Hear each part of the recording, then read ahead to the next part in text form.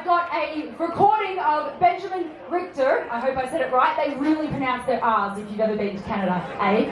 Anyway, so, all right, so if we can cue that recording, that would be great. Hello, Australia. I send you love and peace from Canada.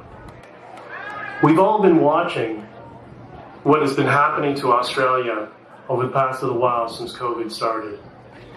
And we've been shocked to see what can happen to a country that so many of us admire for your grit and your strength and your history of being strong people, strong-willed people. It's shocking to watch one of our sister countries slide into authoritarianism and extremism and strip you all of your freedoms and your rights.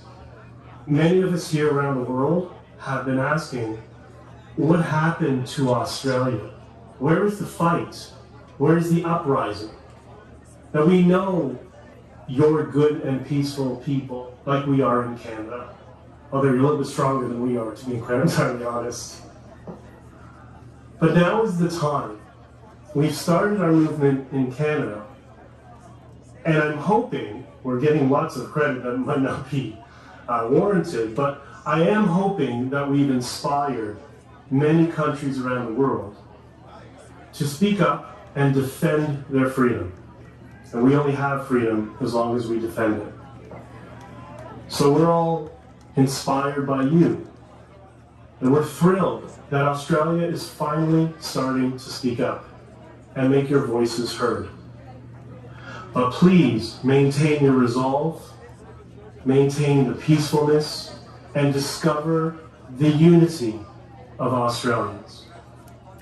This is peaceful. This is families. Everybody in your society should be participating in it. And by way of example, in Canada, when you go to our Parliament Hill, what do you see? You see bouncy castles. You see families out for the weekend, rediscovering their freedom, even though it's minus 20 degrees.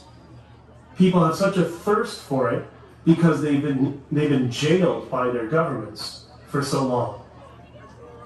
But we also know no one has suffered more in this respect than Australia, at least amongst the Commonwealth countries. It's really quite disgusting how your government has behaved. And to the people in law enforcement in Australia, many of us have seen some of the horrendous videos. One that sticks in my mind is the woman who was pregnant and was arrested for posting about a rally on Facebook. That's disgusting. And I say that as somebody who has family in law enforcement. We're all disgusted.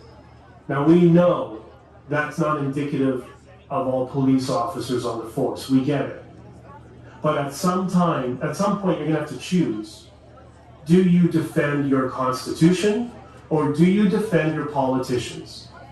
You're not a political force. Please find that strong will to remember you're there to defend the people. They are your brothers and your sisters. You need to protect them.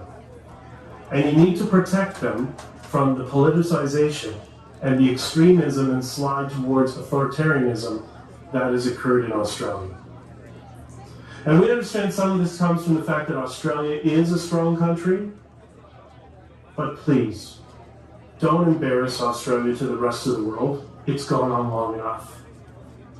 There will be a political solution if you're peaceful and you're loving and you find the unity. There's no need for any sort of violence because the whole world will be watching and will be supporting you. Just hold out. It's just going to take time.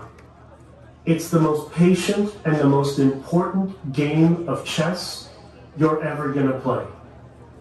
But play it well and understand that your cousins in Canada, we're watching you and we love you and we support you.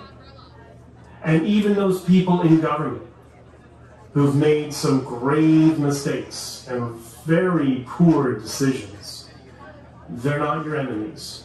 They're your fellow citizens. Just let your voice be heard and be patient.